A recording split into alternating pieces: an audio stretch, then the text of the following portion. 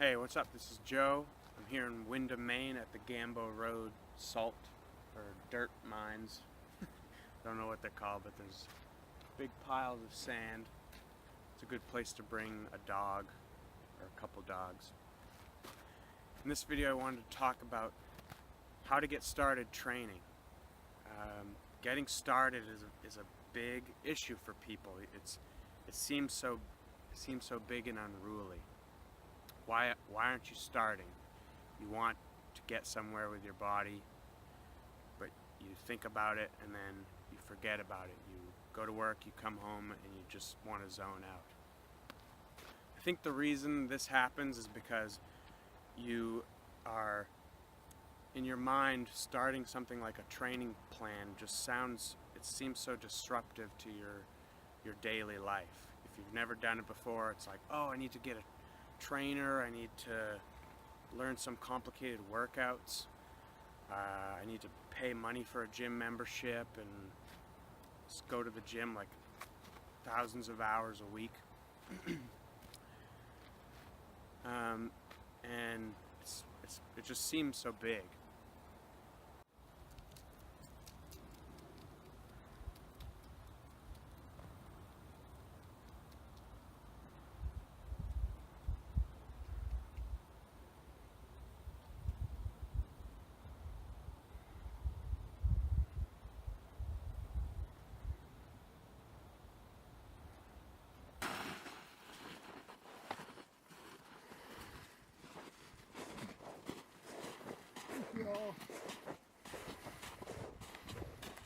Alright, so we talked a little bit about the problem, why we get stuck in that zombie mode, comfort zone, laziness, why we just don't get started. And now let's talk about one way out of that.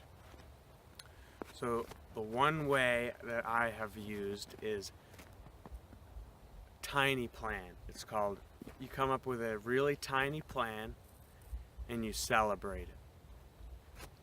So an example would be, right after you watch this video, 5 push-ups, 5 squats.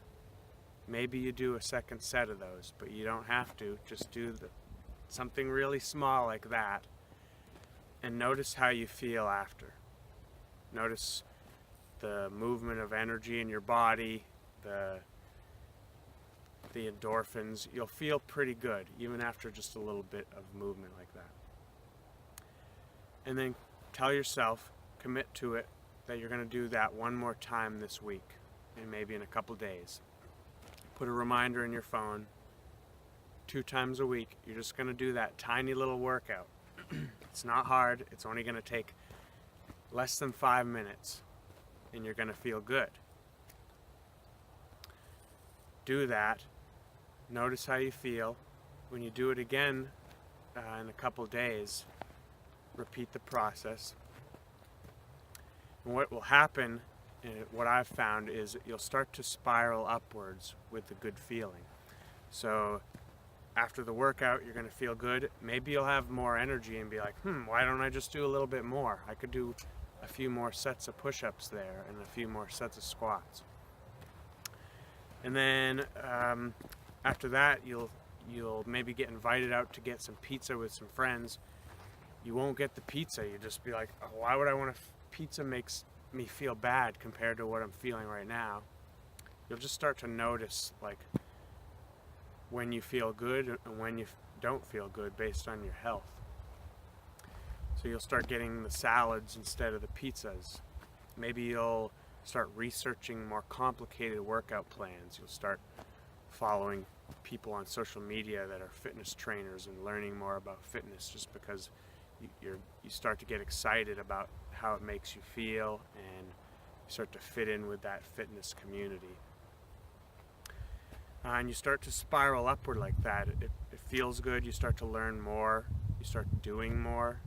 Your workouts get a little more complicated but still reasonable. Maybe you actually finally feel like you should go to the gym. Maybe you want to do a little bit more heavier weight than body weight. You just start eating healthier, talking about it more.